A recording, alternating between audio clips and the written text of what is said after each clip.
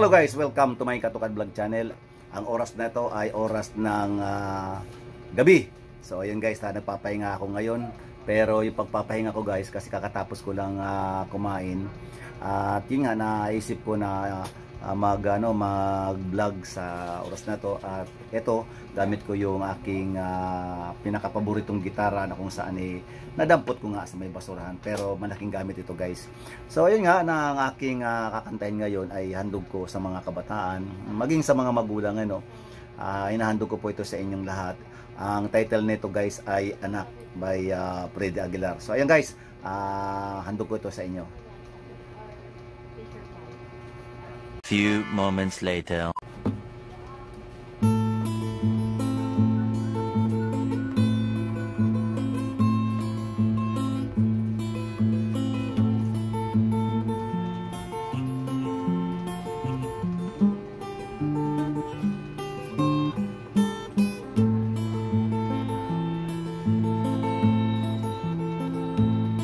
Nung isilang ka sa mundong ito, naging tuwa ng magulang mo, at ang kamay nilang iyong ilaw.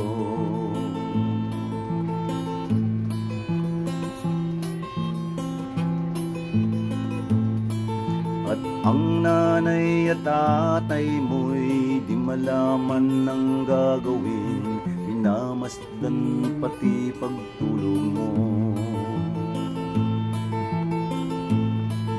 At sa gabi napupuyat ang iyong nanay sa pagtimpla ng gatas mo.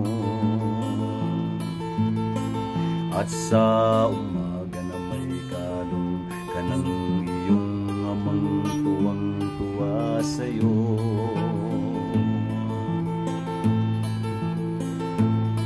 Ngayon nga'y malaki ka na, nais mo'y maging malaya, di man sila payag, walang magagawa.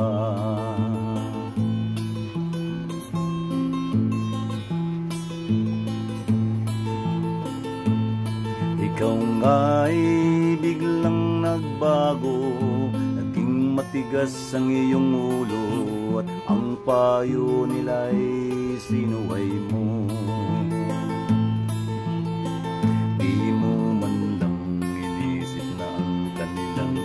Ginagawa'y para sa'yo, pagkat ang nais mo'y masunod ang dayaw mo'y di mo sila pinapansin.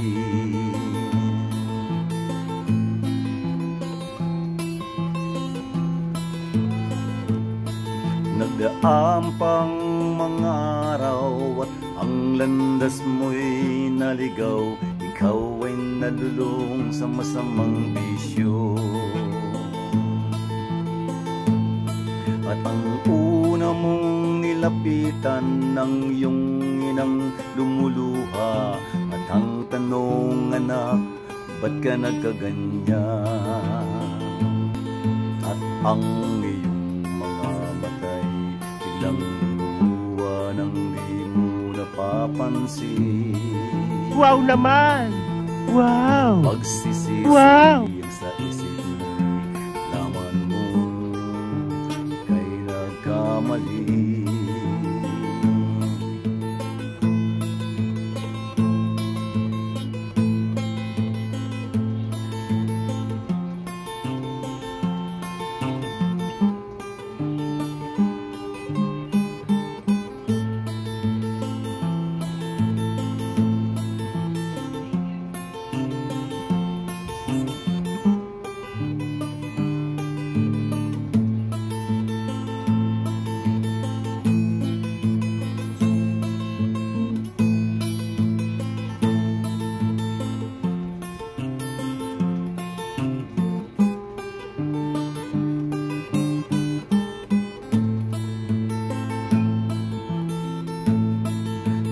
Silang ka sa mundong ito, naging tuwa ng magulang mo, at ang kamay nilang iyong ilaw.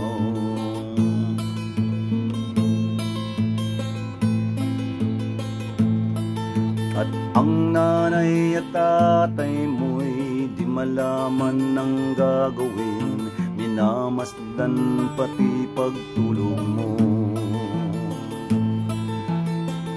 At sa gabi napupuyat ang iyong nanay sa pagtimpla ng gatas mo.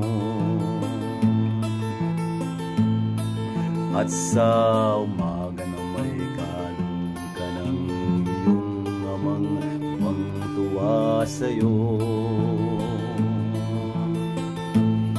Ngayon nga'y malaki ka na, nais mo'y maging malaya, di man sila payag, walang magagawa.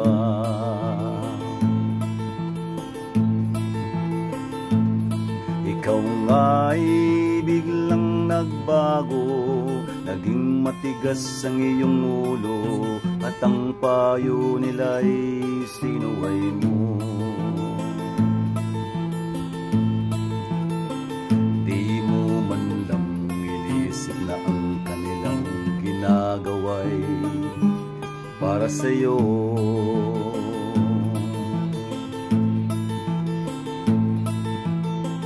Pagkat ang nais mo'y masunod ang layaw mo'y di mo sila pinapansin.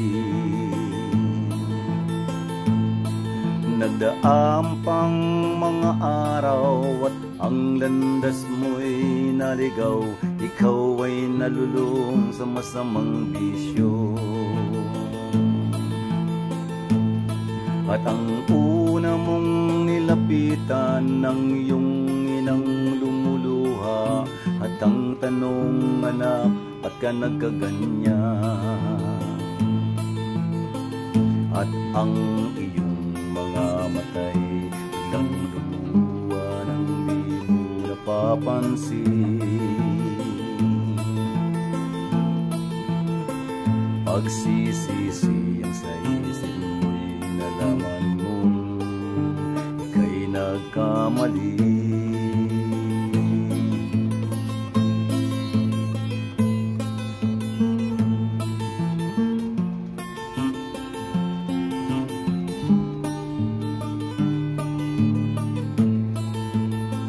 Pagsisisi ang sa isip mo'y nalaman mong ika'y nagkamali.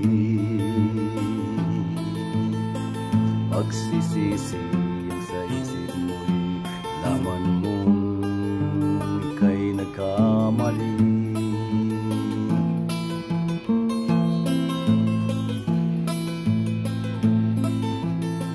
Pagsisisi ang sa isip mo'y nalaman mong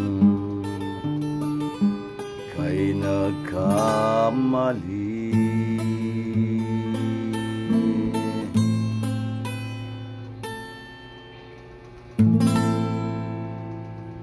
Hanggang dito na lang mga katukat friends ang video na to, ang napakagandang lyrics ni Freddy Aguilar, at napakaganda ng kanyang tinuran doon sa mga kabataan, sa mga anak, na kung saan ay naging malaking pagpapala ang mga kabataan, ang mga bata sa mga magulang na katulad namin, na kung saan ipinakita namin guys yung aming pagmamahal sa aming mga anak.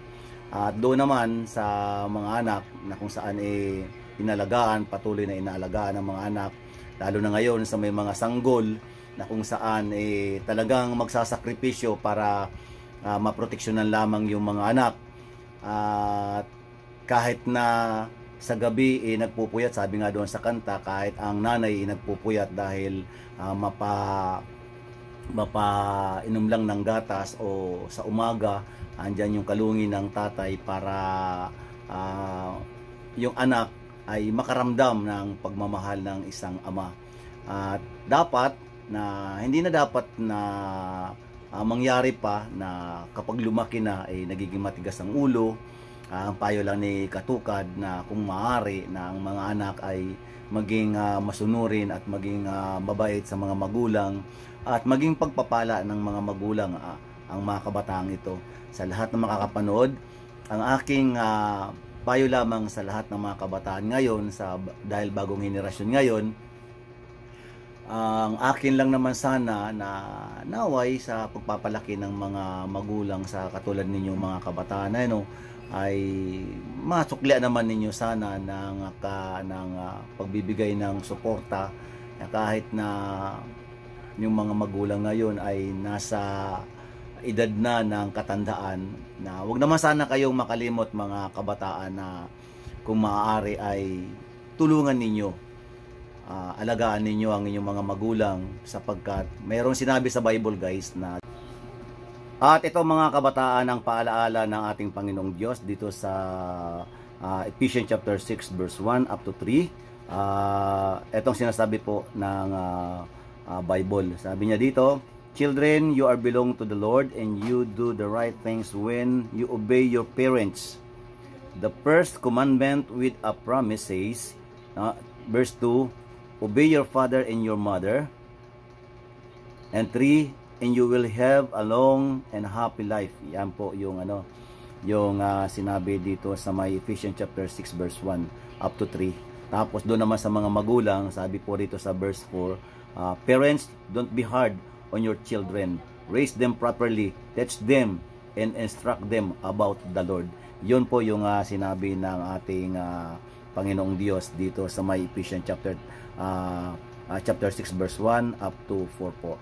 Kaya sa lahat ng mga anak at sa lahat ng mga magulang, pinapaalala lang ng ating Panginoong Diyos na yung ating pagsunod sa ating mga magulang, at yung ating mga magulang naman ay mayroong dapat gawin na pagturo ng maayos sa mga anak hanggang sa paglaki. So yun guys, hanggang dito na lamang ang video na to, na sana natuto po tayo sa ating mga narinig ngayong gabi, dahil ang awiting ito ay nagpapatunay lamang na tayong mga tao ay nilikha ng Diyos para magkaroon ng pamilya at magkaroon ng anak. At pinapakita din nito na kailangan po natin na patuloy na ipalaganap yung pagmamahal sa ating mga magulang. Kaya guys, maraming pong salamat po sa inyong panonood. Bye bye. God bless you all, and God bless the Philippines. Mabuhay po tayong lahat. Peace.